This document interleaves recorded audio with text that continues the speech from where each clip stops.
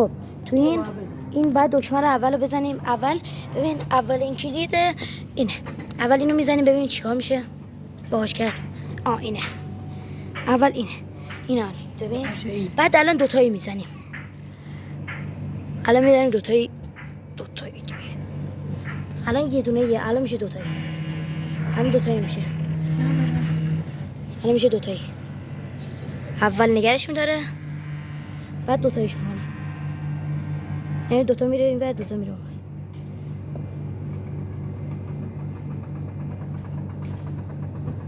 یه دونه ای رو زدی الان میاد دوتاییش. الان دوتایی میشه. یعنی الان دوتایی میره.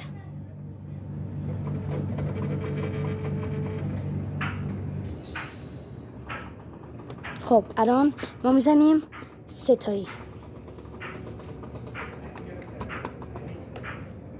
این وای میگه و سه تایی میره.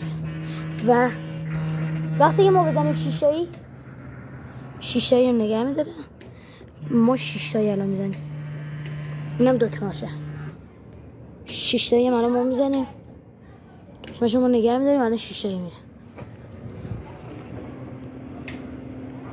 دوتاش کرد.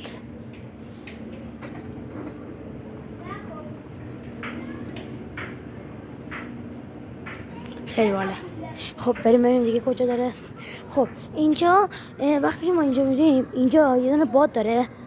وقتی که ما باد بزنیم اینجا باد میخوره تو صورت ما. کوره روشن میشه باد میخوره و میگه که این ماشین مثلا اگه کج باشه باد ردش میکنه اگه هر چقدر. حالا دیگه هم بعد دیگه محمد حسین داره اونجا بازی میکنه. چیکار میکنی داداش؟ هم چیکار میکنی؟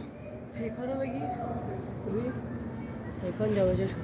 پیکانو این آقا داره بلند میکنه. پیکانو داره این آقا بلند میکنه. پیکان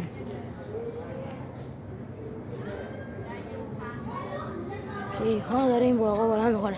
آقا چه حسی داری پیکانو بلند میکنی؟ بده من بداله بلند کنم. بگی منو. خب سر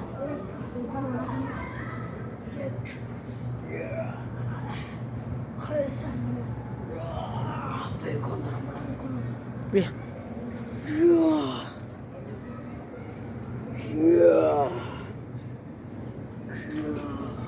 ماشین پیکانو ببین آقا چی میشه الان. این آقا پلاستیکاش تو میخوره. بکن ببرم زنم اومد. این گیتاره.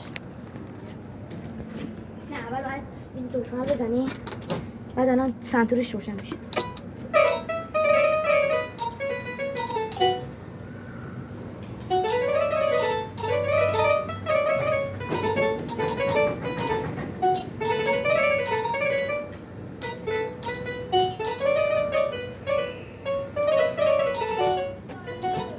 این چیه این بچه بیا این روشن نیست خاموشه. خاموش بیا.